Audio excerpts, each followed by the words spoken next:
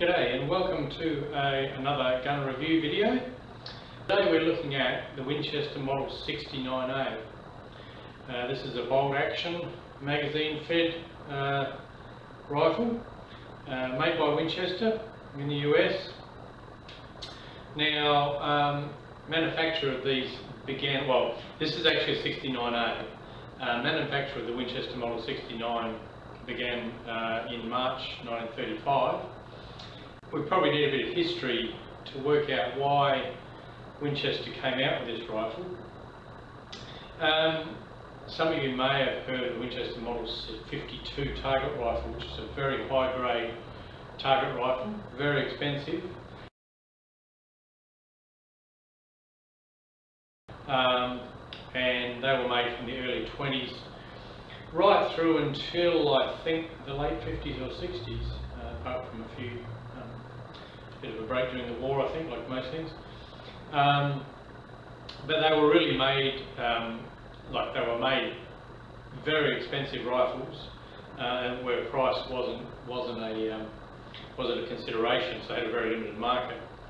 Now, at the time, in the early 20s, Winchester's other rifles were just basic single shot type rifles.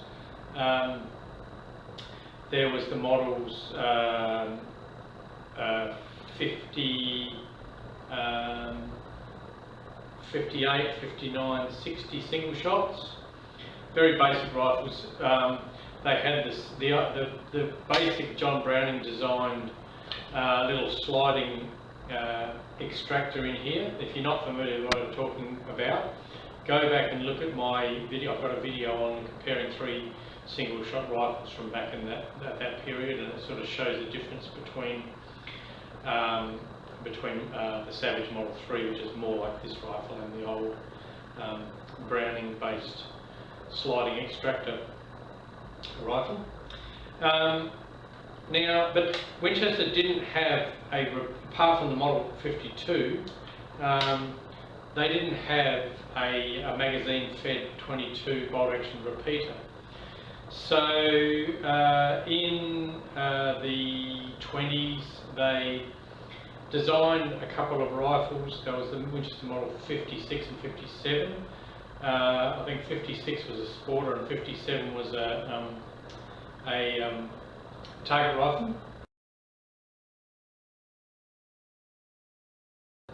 Now, I must say, one thing I didn't mention was if we look at this rifle, we'll show you this more closely in a minute, there's this unusual little button here.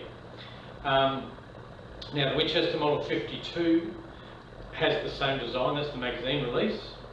I just push that like that, and it just drops out.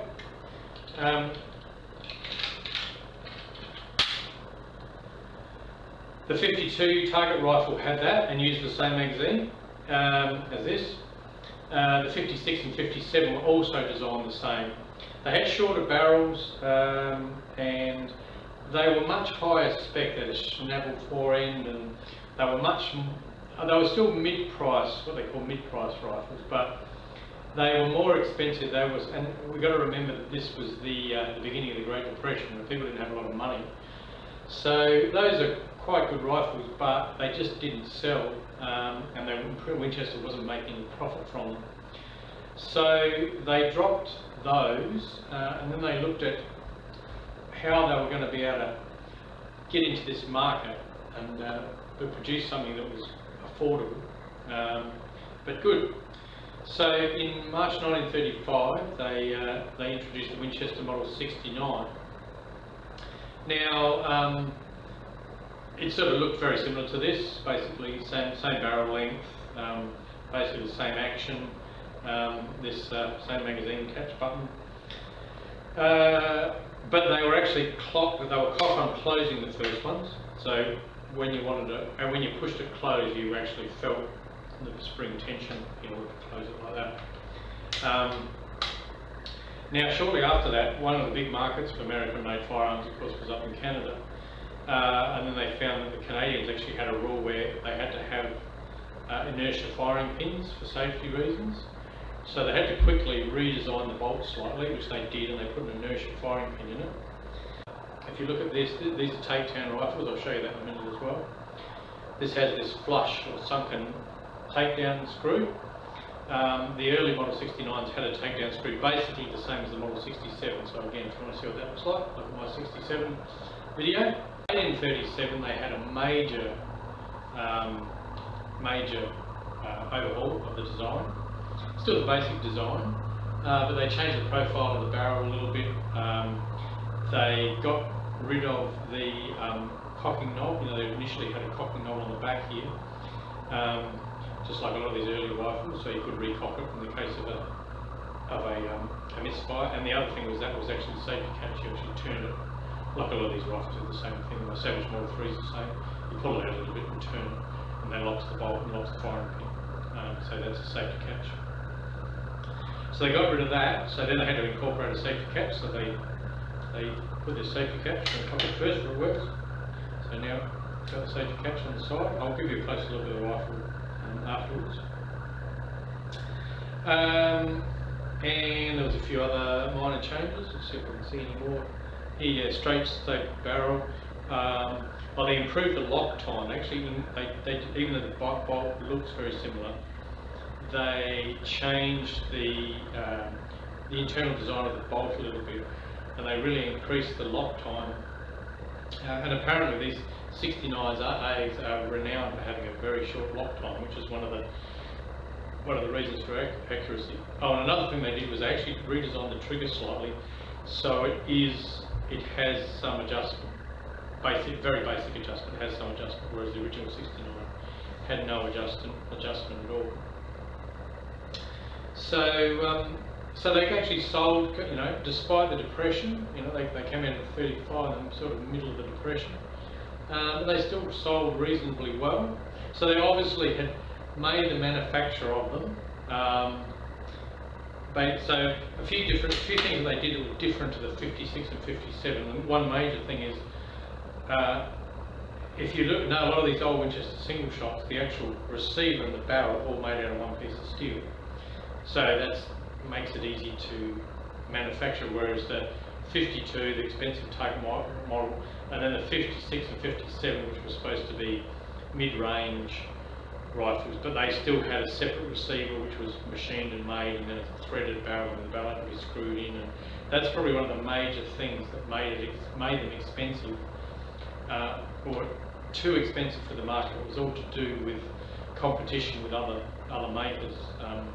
So whereas this one, even though they're really well-made rifles, they're accurate, they're beautiful barrels, they're beautiful rifles, but they were made in a way that kind of kept the cost down and made them not budget, but at the lower end of the mid-range. So yeah, it's all to do with the economy and economics of manufacture at the time. So it has a nice walnut stock. You see this one's really beautiful. Someone's actually refinished this stock. You can see the barrel is actually, it's in not air conditioned, but it's got that kind of age-related patina to it. Now, in 1950, so they stopped making them obviously during the war. Most of the gun factories stopped making sporting firearms, and then in 46 or 7 or something, they started making them again on the same pattern. Now, none of these old Winchester rifles was the cheaper 22s were serialised. They had no serial number. So this one's actually, here in Australia we have to have a serial number. This one's actually been stamped. It's actually, unlike most cheaper 22 rifles that you find which have had serial numbers scratched or whatever, this one's actually been stamped actually quite nicely. So, but in 1954 they made a few more changes. They put dovetail grooves on the top of the receiver for the first time.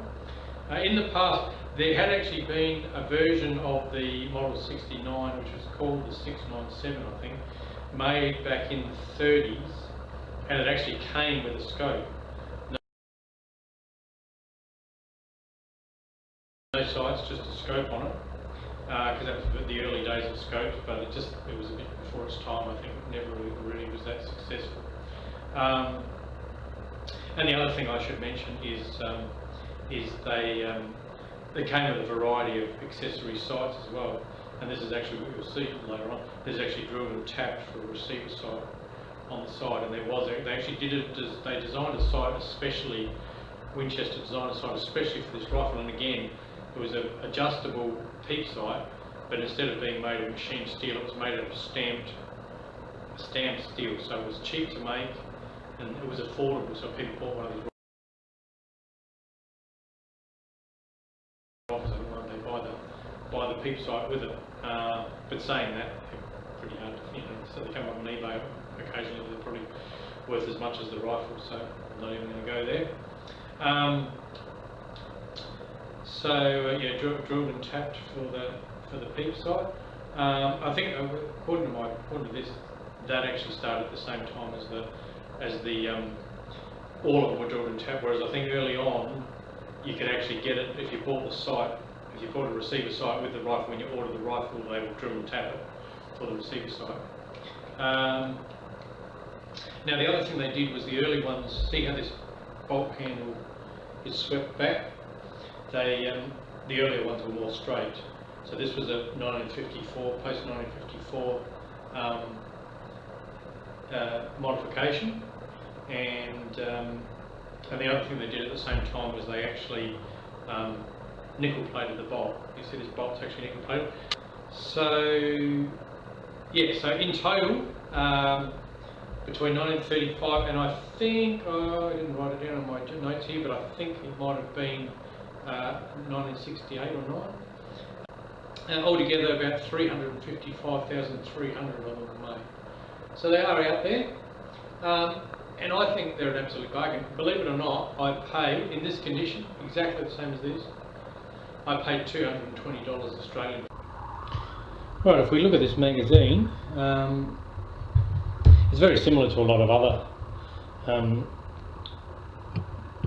magazines from bolt action rifles from sort of this 22 rifles in this period.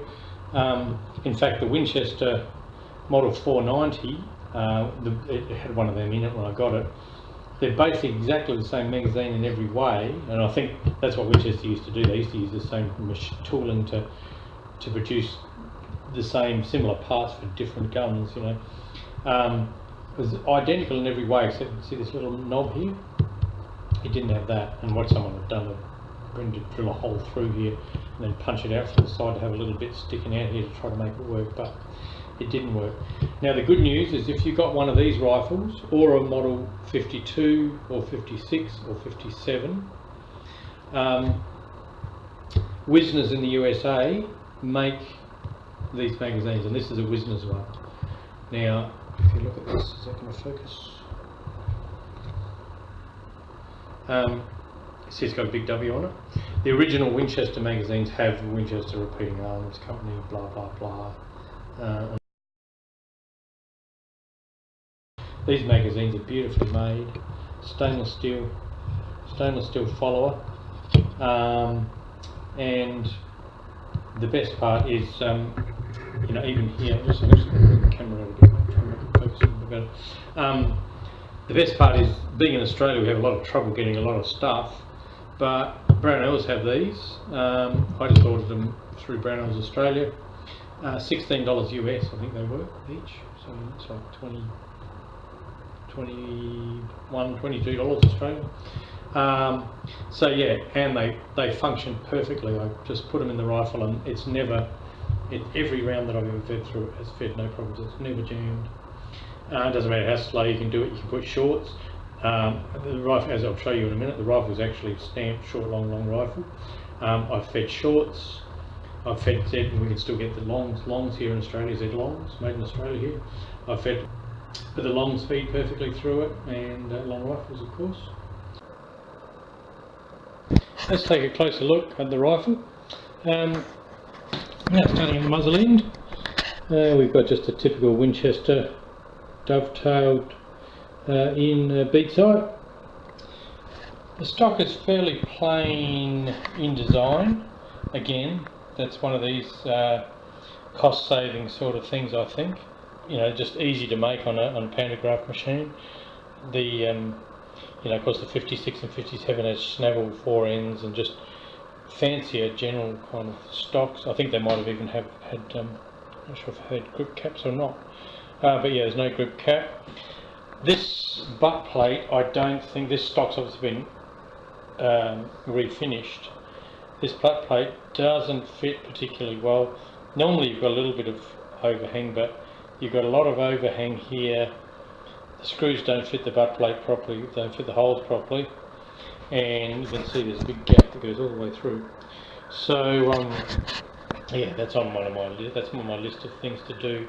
I'm thinking I may even, you know, the rest of there's no other plastic on this old rifle, so I'm thinking I may even, rather than sort of somehow trying to fit this or another plastic butt plate, I might even do a steel, blued steel butt plate, because I can actually file it to shape, get it to fit perfectly, and then smoke it on, you know, use black it on and touch it and relieve the wood till it's a perfect fit. I've done that a couple of times to other rifles. It's a bit tedious, but it's it gives a really nice finish. Now, as you can see, the trigger guards, it's a simple little pressed steel trigger guard, not inletted in any way. This part here, the magazine well, is inletted by the looks of it. Get the camera pointing straight. And we've got an inletted takedown screw. So here's the button for the magazine. We've got a simple pressed sort of spring steel, typical of a lot of these Winchester 22s from this period. They work, just make sure you don't lose a ladder in them, but they work fine. Again, the little safety catch. Let's cock it. Quite positive safety catch. You see the bolt comes back, it's right next to the trigger, and I can tell you this is actually really easy to rapid fire this rifle. It's very well designed. So the markings on this rifle are typical for a Winchester rifle. I don't know how well this is going to focus, quite small writing. Basically just says made in New Haven, Connecticut, Winchester, Model 69A, US of America, trademark 22 SL or LR, short, long and long rifle. Now there's that serial number I was talking about. See, it's actually quite nicely stamped, straight and everything, so that's a bit of a bonus. You got your normal Winchester proof marks, and you've got here the safety catch is, you've got fire and safe stamped on it, and basically that's the that's all the markings on it. I'll just look closely here. See this?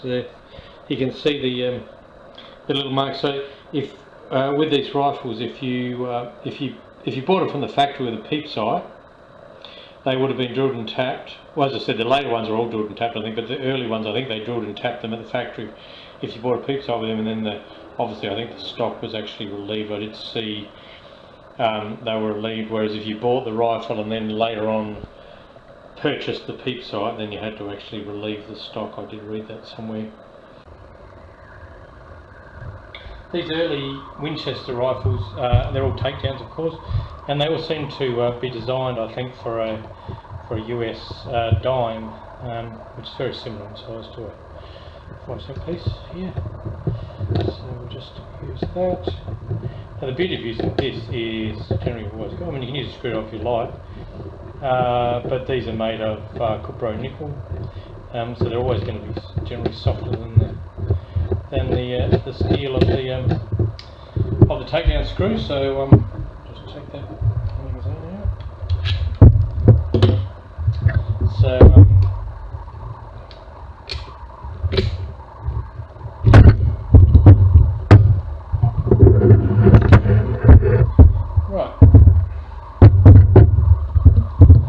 right, there we go. So we've got again, and again, I mean, very well made, but at the same time, if you think about manufacturing, I mean, I've never looked at the inside of Model 56, 57, but I suspect that some of this stuff was machine steel and whatever, making the whole thing much more expensive. Whereas this one, we've got this cast, looks like, I don't know if it's alloy, cast zinc alloy or something, magazine retainer. The triggers is kind of just probably cast and machine steel, but everything else is pressed. This is pressed, in the magazine catch. So they will do the job, there's nothing wrong with them, but again, you kind of, when you think about what this rifle was designed to be, that's how they managed to achieve it. They managed to achieve a very high quality, well-made rifle, but using basic, cheaper manufacturing methods. Now let's have a look at this magazine catch. Now we'll have to look at the stock first. So let's have a look at the stock. We'll just bring this in here. So here's our little button here. So you can see there's not even any spring. That button simply just goes in and out. So all it does is sits inside this little groove here. So you can see there's this groove here with this spring steel, and again just a flat piece of spring that's been stamped. Spring steel has been stamped. So when you push the button, which of course when the rifle's upright is on this side, it just simply pushes against that. Very simple design, nothing to go wrong. Pushes against that, and this little bend in here sits against this little, underneath this little knob. So as soon as you pull that, it comes off and the magazine can just fall out. So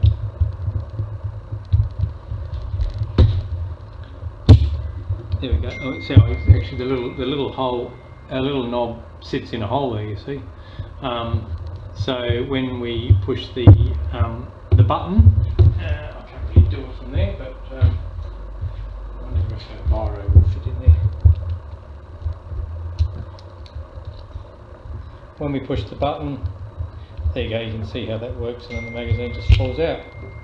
So very unique, elegant design, but a really good design. As I said, it's good for me with target shooting, but also if you're using this as a field rifle out in the field. I know even like with Brunos, I mean I love Bruno rifles, but getting the magazine out, you got to get your finger up underneath, and you've got to find that little tab with your thumb, and then grab it enough and then pull the magazine out, you know. And if you want to do a quick magazine change when you're hunting or whatever, it can be quite hard. Whereas this, you simply push the button, the magazine falls out like a semi-auto pistol, and you just shove a new one in.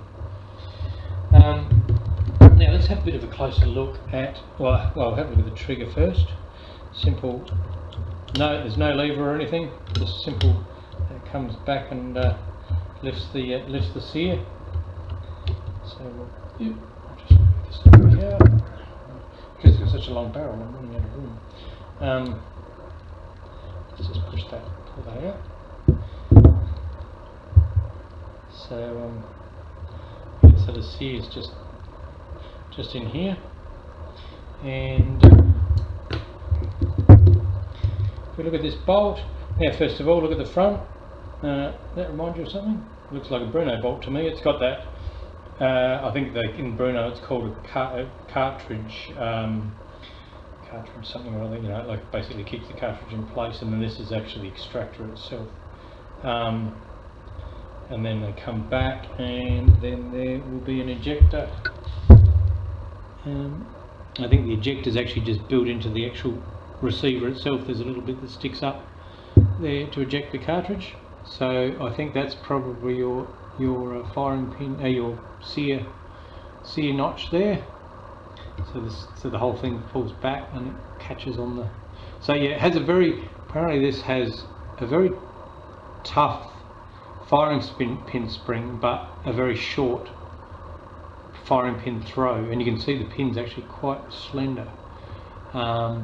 So apparently it has very fast lock time compared to other sort of similar bolt action rifles, especially of its period. So we can see there, you know, where they've machined the back of this bolt, and of course this is the actual locking surface on the back of the bolt here. You can see these quite deep machining marks. You know, again, they haven't bothered polishing it. They've just machined it and blued it as is, because you don't really notice it when it's in the rifle. So we'll put that back in there.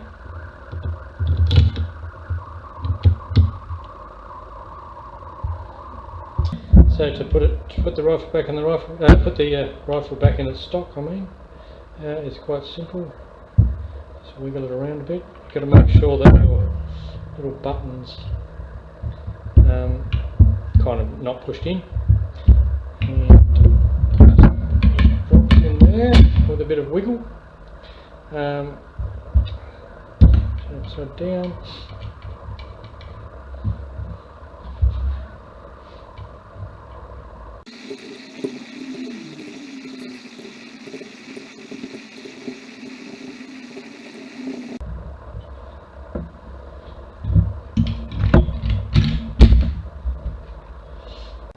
One thing I forgot to mention, and I meant to mention this during this video, was another couple of models that are directly related to Model 69.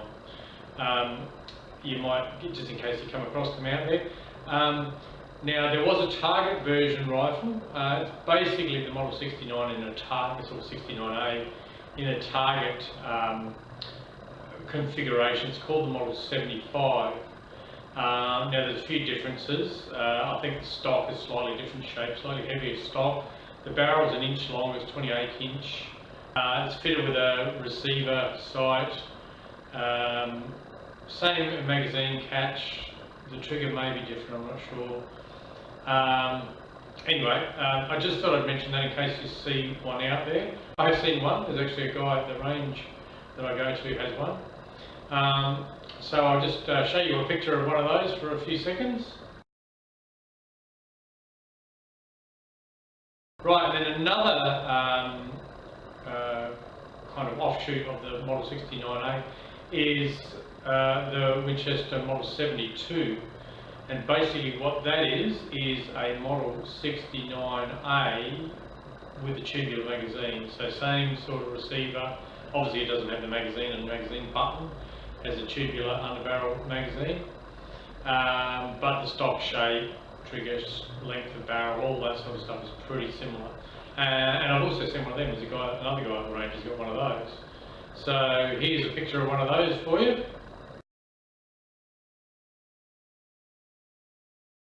So yeah, that's those two. So both of them are very interesting rifles as well, just in case you come across one somewhere. So that's the Winchester Model 69A rifle. Now I think these, I just had a quick look on the net, there's several of these here in Australia available from gun shop websites and online gun sales. There's one for almost $900 in its original box in mint condition, but most of the others, they're only asking, there's one at a gun shop here in Brisbane, $280 they want for it. I think it's obviously not as good condition as this one, but they're pretty well made rifles as long as they're complete. As I said, you don't have to worry about magazines because you can get magazines. It seems when I look on the net and look at photos, most of these 69As that I've seen that is for sale in Australia are post-war ones or post-54 ones that have the dovetail grooves and the receiver for the scope.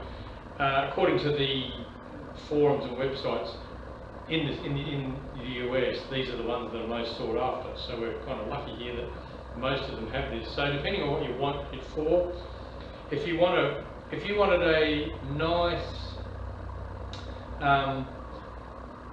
bolt action repeater sporting rifle that's easy to get magazines for, is accurate, can mount a scope on it. They're really, that's the other thing, that's one thing I haven't ever mentioned. The balance of these rifles. It balances pretty much, let's find the cut balance point.